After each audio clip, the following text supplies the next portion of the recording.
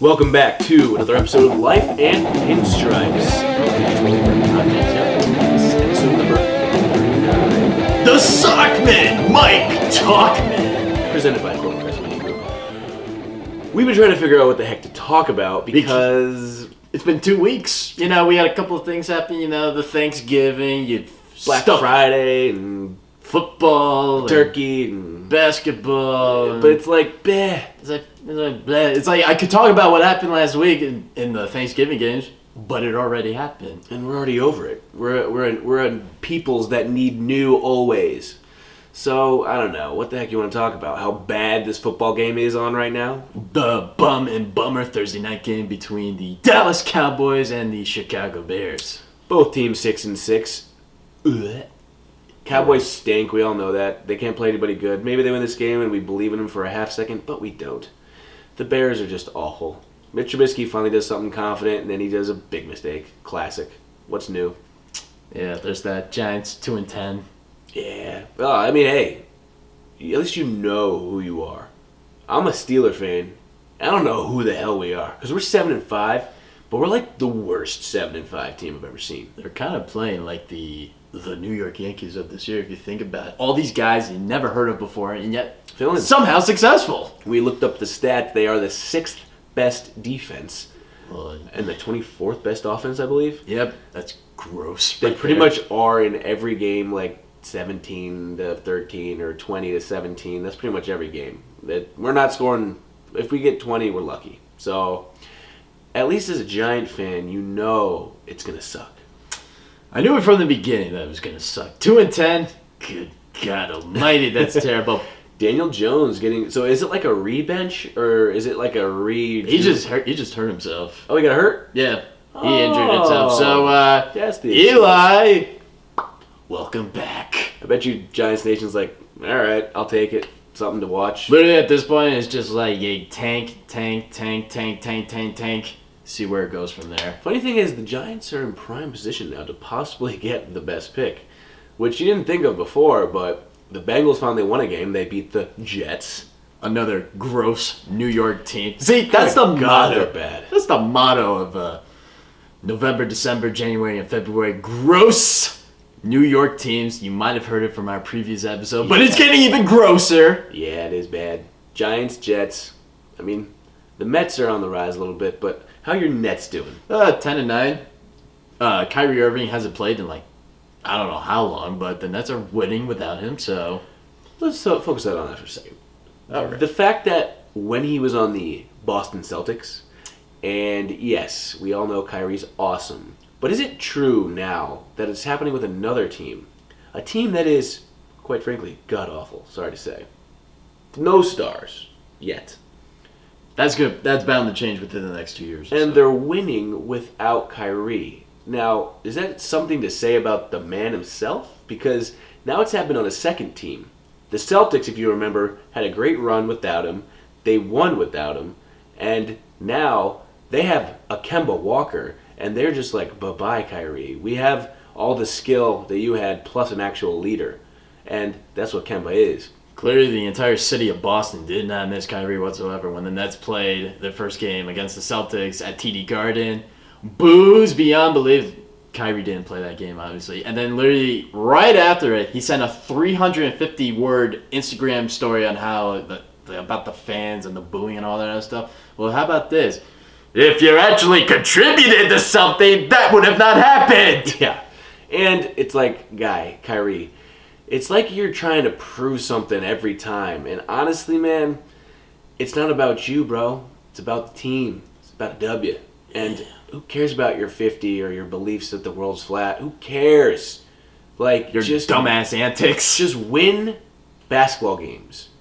And don't be the guy who refuses to take off his hat for a team picture in China. That's like your favorite thing to mention. I repeat it every time. It's that. Every episode. I want to remind the American people that Kyrie is the guy who didn't take off his hat. Before you meet your teammates, I don't know about you, but when I was playing on a new travel team or something, and I was meeting all the guys, like, I wasn't, what? Like, ugh. It's all about showing respect, and it feels like the act of respect is kind of just went away like that. I get it. Like, he's in his head. I mean, he did have that whole on Cleveland, maybe was overshadowed by the fact that it was LeBron's Cleveland team, but Kyrie was big in those finals games when they came back and won it. But I feel like all that's just gone straight to his head, and wherever he goes, it's not going to be good. But he's like the black tar. If you think about it, he's the poison. He's a black hole right now. There's a reason why he's on the Nets, because their jerseys are black and white, like his soul right now. If you kind of think about it, very, very black. And hey, Kevin Durant, like, might have the ability, because he's Kevin Durant. Are you going to mention about the artist thing again? No, because I can't. Because it was just too bleh.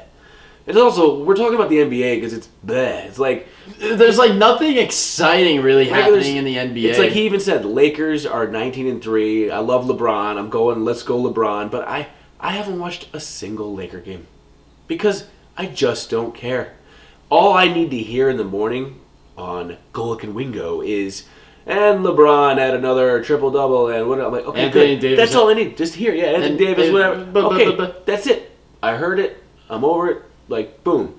And who just scored? Who is that? I think that is Allen Robinson. Oh, I just lost. I just lost the Super Six. Yes. Anyways. That's unfortunate. But anyway, I will say this. There's one story about the NBA I kind of want to mention. That there's a lot of blah, but this is not so blah. Carmelo Anthony. A little bit of talk. Come on. Well, it's like, okay, he gets signed by the Trailblazers. Wearing 00, by the way. And, okay, so he puts up some puentas. All right? It's what he does. Okay? We get it. And all that the real story is he accepted where he is in life. That's what it is. He accepted, I can't go be mellow in the garden everywhere anymore. You get old, life happens. Death, taxes, and Carmelo Anthony not growing up. No, I'm just kidding. But he did grow up. He's playing his role. He's taking responsibility. He realizes that he's not going to be 25 years old for the rest of his life. Yeah, and it's good for him. It's going to get him on the court for much longer, hopefully. So I'm glad he did it, you know? I'm just happy that he's actually playing on a team for once. I mean, you're a Knicks fan. No, you're not. Nets, You're not. Sorry. Whoa, Nets fan. Whoa. I thought you were the Knicks fan. I meant to say I'm kind of a Knicks fan, but it's like, how can you be? But I was never a big fan of Melo. Like, I just knew. Really? Okay, Melo sold tickets. Melo scored buckets. Awesome. But Melo didn't really get enough around him, too. It's not his fault, but he just wasn't the guy you needed to go to the places you want him to go. They needed more, they kind of needed more superstar talent, and also they needed to get rid of that Jim Dolan guy. Oh, yeah. He's probably the reason why the Knicks are so bad, because they're playing under an owner who literally is just... Dolan is just dysfunctional. Dolan's just doling out sadness. He just is so exactly not the guy you want. He's focused on the wrong stuff. He's not even focusing on point being, New York Knicks fans everywhere know, Allen Houston. That name still means something because that was a guy that could do it, but also had his team around him and made them better. You know, I know Melo's going to get the ball in the final seconds when it was a Melo Knick year, and great. Sometimes your highlights would be there and you'd hit that three and it'd be yay, but you're 17-31. Who cares? Like, go do it for a long time, and this is where I finally see him change as a man, or maybe as a basketball player, but he's accepted something that, okay, I'm not at Syracuse just being that Syracuse championship win ball out status like guy. I respect the hell of the talent he has, but talent plus mindset could have been better along the path, is all I'm saying. Okay, I understand. I just think it was just a great overall story that he's actually been able to play. And like you said, maybe he's grown up. He's playing with the likes of Damian Lillard and CJ McCollum and guys like that. Yeah, and he has to sit there and be like, all right, these guys are going to get the ball and get the shots, and when I get mine, I'll take it, and also pass the ball once or twice. And boom, he seems to be doing all right. I don't know what the team's record is, but at the same time, bleh, NBA, bleh, who cares? Luka Doncic? That's something. All right, you could talk about him for a little bit. Yeah, you know, when a really unathletic-looking white guy is the best basketball player in the NBA. Not to mention also filling in the shoes of the Dirk. Is hell freezing over? It might be. But that was cool that Dirk kind of had that last year of being awful. And his goodbye tour. And Luka Doncic right there. Dirk was probably kind of taking him under his wing a little bit. And I don't know how it actually went down. But love Luka's humbleness. He's done. Clearly loves the game. You know? He plays with us. He gets triple doubles. He's not the Russell Westbrook as... Yeah. He's not like a Russell Westbrook triple double. He's like basketball player, team player, captain status, triple double. I don't think there is one weakness to his game. I've seen him play, and it's just like... The only weakness he has is his athletic ability, which he's a freak athlete, but he's going to get stronger, faster, and more cut because he's going to keep working out at this NBA level. And it's just funny that it looks funny when it's like a non-defined... As a stink bug literally lands right in front of us, right near the microphone. He's on the mic. Stink bug on the mic. Hey, get away, stink bug. Well, no, it's perfect because the stink bug joined the episode because we were saying, like, what do we talk about? I mean, like, yeah, Thanksgiving happened, but, like, the world's already over it. We're already on to Christmas. What are we going to talk about? Black Friday? I kind of have a story about it. Christmas is the time where my bank account and my wallet just hurts beyond belief because of all the Christmas gifts I have to get in the near future. Oh, yeah. And so the stink bug comes and lands as if you can maybe see him. He's on top of this right here. Yeah, if I could zoom in right now, or maybe just put like a little red arrow right where that guy is, moving right across the drama-free zone line. He's cruising. What's he going to do? You're at the end of your path. Do you jump? Or do you stand still and do nothing because you're a stink bug and don't have a brain? Why are we being so dark in this episode? I don't know. Let's lift up the spirits, okay? I know there's a lot of bleh, but we gotta lift up our spirits. People like us because when we're funny, we're very funny. Yeah, we're funny. It's funny. It's just the world of sports right now. It's like if there isn't a guy hitting another guy with a crown of his helmet, it's like we have nothing to talk about. I mean, I could hit you across the head with the drama-free zone thing if you want me to. Yeah, that'd be more. I mean, that's what I'm saying. No. Yeah, just like this. No, the stink bug. The stink bug. I'm keeping it in place right now. He's like, I'm jumping. All right, there you go. But nonetheless, my bad. Drama-free zone. We digress. Whoa. Let's fix that. There it is.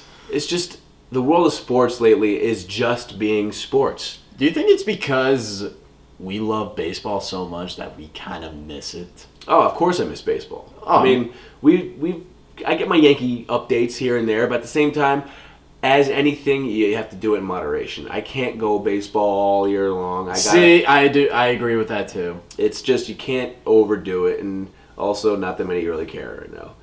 At the end of the day, it's football season. Football, I love football. I know. We're in week, was it 13? 13? Yeah. Wow, 13 weeks. Jeez. We're almost towards the end. Football season kind of went already, huh? Yeah, because it's just, you know what it is? It feels like it's the same team. They're coming out. I mean, at least we get a little new narrative with the Lamar Jackson thing. And I don't know if anybody heard this, or did you hear the Tim Ryan, I think his name was, a 49ers player, coach, the GM, some guy in the 49ers system. No, what happened? He had a comment. This was his comment. I'm going to paraphrase this. All right. And this is bad. He said, is it bad? Here, he said this. All right, what did he say? About Lamar Jackson. Oh, boy. Let's hear it. Lamar Jackson, with his dark skin, and the dark color of the football, and the dark uniforms. Oh, no. It's hard to see the ball when he's doing the option. Oh, no. Or the RPOs. So he made a comment on that saying, like, what? He's a great athlete, he's all these things, and it's hard to see the ball with the dark skin, the dark ball, and the dark uniform. Yeah, he said, what? He said something like that. What? So he's been suspended. Of course. Yeah, it's just like, what, dude? It's like, what are you trying to prove?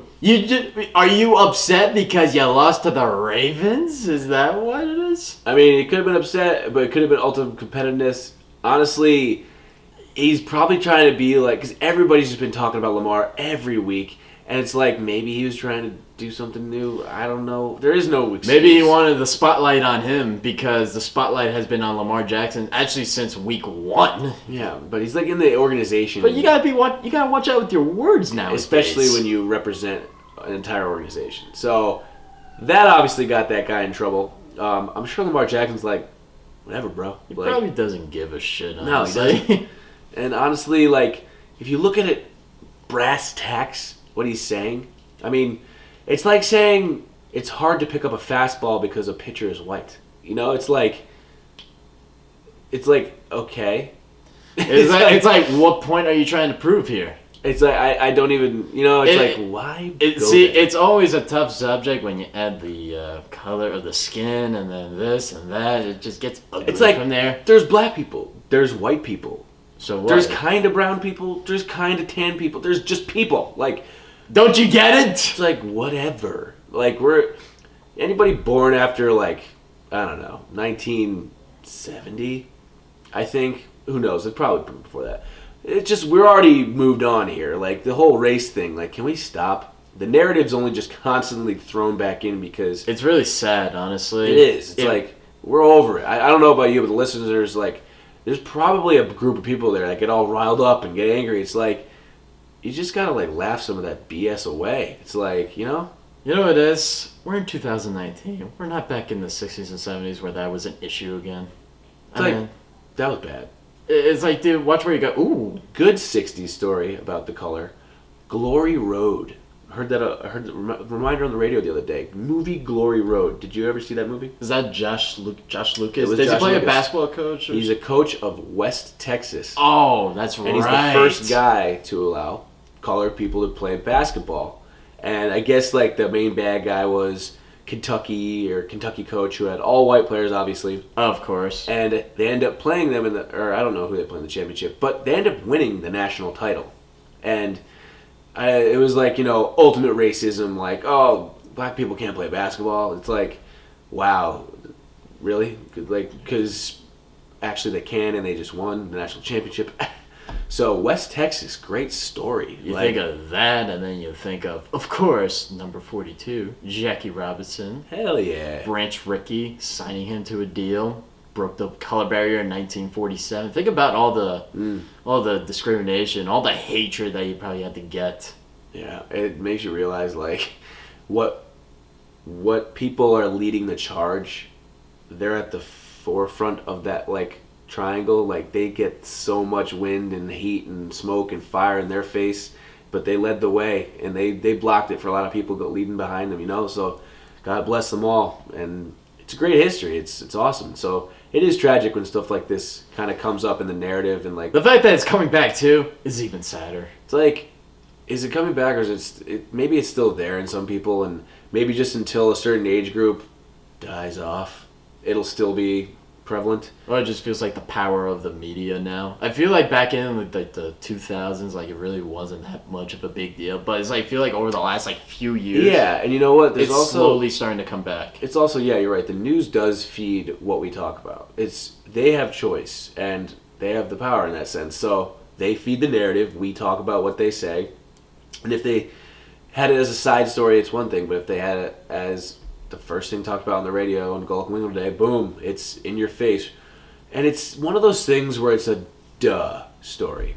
It's like shock factor, holy hell, how do you say that? Why would you say it? It's like, okay, but it's one where everyone should be on the same page. And of course, never going to happen. Yeah. And of course, as we're still talking, the stinkbug is currently on the microphone. Wow. He's actually right on the microphone. Like, Can you see him? What a guy. He's cheering us on. Yeah, I guess he's our... Whisper something. Yeah. Whisper something, guy. First viewer of the day.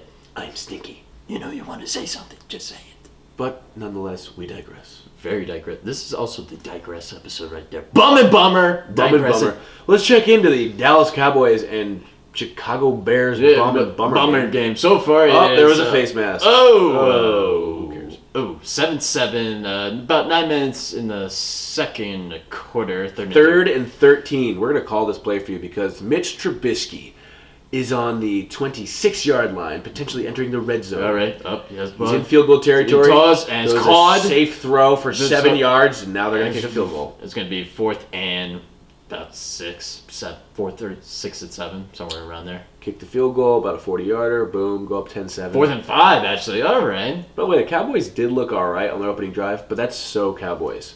Look awesome, then just give up. They just the Cowboys are so frustrating because they have yet to beat a single good team this year. They've lost to all the people. There's a cool stat. There's been 2 teams that have been favored 10 times this year. Only 2 teams have been favored. Patriots and Cowboys. I think the stat was Patriots won 9 of those games or something. Cowboys have only won 4 or 5. So that means Vegas has more faith in the Cowboys than they should, but that just means the Cowboys aren't getting the job done. They never get the job done. And the playoffs, they don't get the job done. Oh, yeah. And, seriously, dude, 10 years. Jason Garrett has, 1 playoff win? He has 1 playoff win, literally just nothing, and disaster after disaster. Tony Romo, and then the Des Bryant fiasco in Lambeau. It's the soap opera of Jerry Jones needing to have spotlight and try to win a Super Bowl. It just ain't going to happen, Jerry. Your face also had too much plastic surgery. You shouldn't be on TV as much as you are. People are laughing at you. Of course. They would rather be Robert Kraft now instead of Jerry Jones. Seriously. Yeah, because Robert Kraft can casually, He just casually won 6 Super Bowls.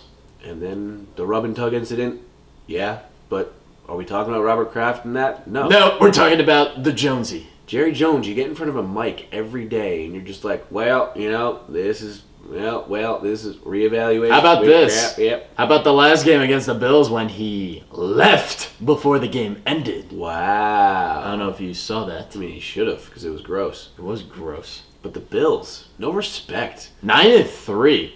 Not a single pro anywhere I said that the Bills were going to win that game. I had 8-2, by the way, or 8-3. I had so much respect for Josh Allen, by the way, because he looked relentless. He looked tough. He was awesome to actually watch him play. Yeah, and you know what? It's weird that they didn't get any respect because they are an 8-3 team. You know, the Packers are 8-3. Whenever we talk about them, they're always talking about the Packers, the Ravens, the 49ers, but the fact the Bills ain't getting any love here.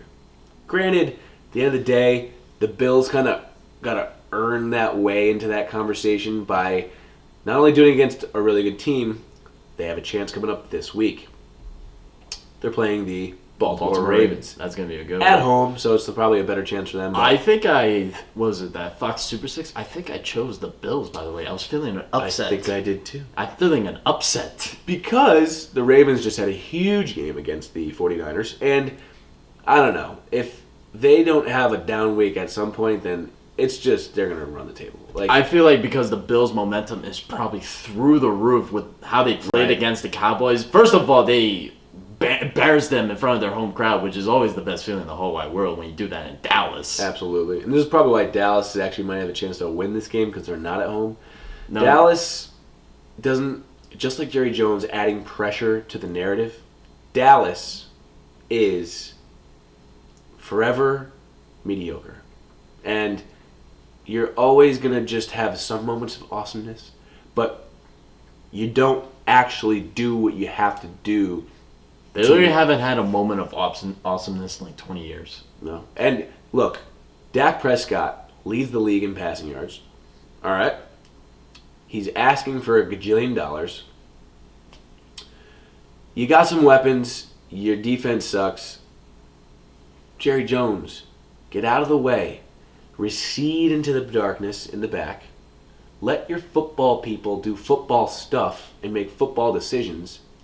Jason Garrett might be your son, but he has not proven that he's a good coach. Ooh!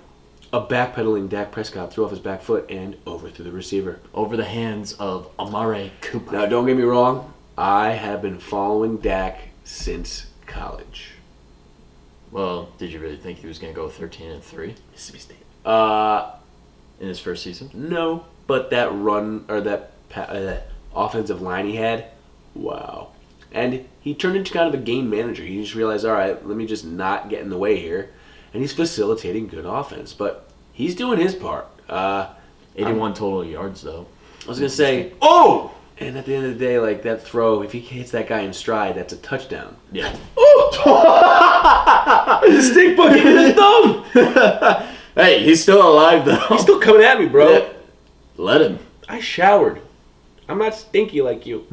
I hope that was on camera. It hit me in the thumb, and I'm like, it's because I'm talking about the Cowboys. He's just like, yeah, I know. It's because the Cowboys stink. Steaming pile of shit. I said it. I don't care. Whoa! Oh my God. Whoa, look at this! Ezekiel Elliott's actually playing football. Fun fact, Ezekiel Elliott and I have the same exact birthday and birth year. July 22nd, Really? 1995. You're as old as that guy? Yes. Clearly we have two different personalities. Hey, you might not have different personalities, but you have different lives. True. That for sure. He's a multi-millionaire running back, and I'm a not-so-multi-millionaire running back. Well said. Ezekiel Elliott, running backs, when you get... I don't think all of them when you get signed, but there has to be a part of a running back's mind that when they sign a big deal, they go, because, their shelf life obviously is less than everybody else's. So the whole point is, do you pay running backs? Because, sometimes their backup comes in and is totally fine, and sometimes better. But Ezekiel Elliott, as soon as he signed, doesn't do anything, and he needs to step it up. Yeah, just a little bit. If you want to be a playoff, if you want to go very far in the playoffs, you got to do your job. And that pressure comes in all sports, like the Bryce Harper contract. Oh my God, dude! Now he has to play the rest of his career knowing how much he should be performing, and I feel like that's gonna be his downfall. He did get a little bit of help though with Zach Wheeler signing that contract, but I think they overpaid him. Yeah, and because remember we looked up his stats. Okay, we get it for a Garrett Cole, or we get it for a Mike Trout type guy, there's only one Mike Trout. Yeah. But the point is, Bryce Harper, you know what you're getting with him. It's a package deal of enthusiasm and the players' emotion that is coming with it. But he's in a new city. Philadelphia could be an interesting city for him. Home of the Philly cheesesteak. Yeah, I could go for a Philly cheesesteak right now. Yeah, that does sound pretty good. But Bryce Harper, you have this pressure that I think might fade, and as he grows, he might just kind of sink into this lifetime career contract.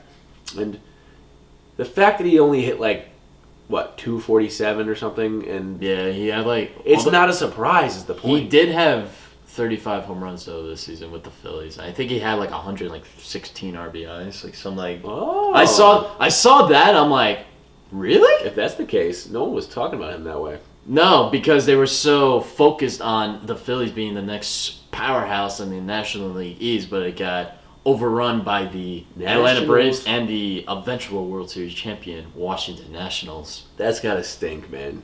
You go and your team wins. And you muffed a 42-yard. Cowboys missed the field goal. Instead of it being tied at 10, it's still 10-7. Cowboys football. Losing to the Bears. Yeah. So, on an episode where there really wasn't much to talk about. Nope. We talked about a lot. We actually did. A lot of topics I didn't think we would actually be covering in today's episode. I didn't even get a chance to bring up my Black Friday story, where it was really just a story of me and my awesome girl Hafa and her friends, all Brazilian, Took the cap. flying around the Clinton premier outlets during Black Friday, going shop, shop, shop. Me and all the girls, and the experience I had was bleh, bleh. Now my tire was flat. The air kind of leaked out while we were there.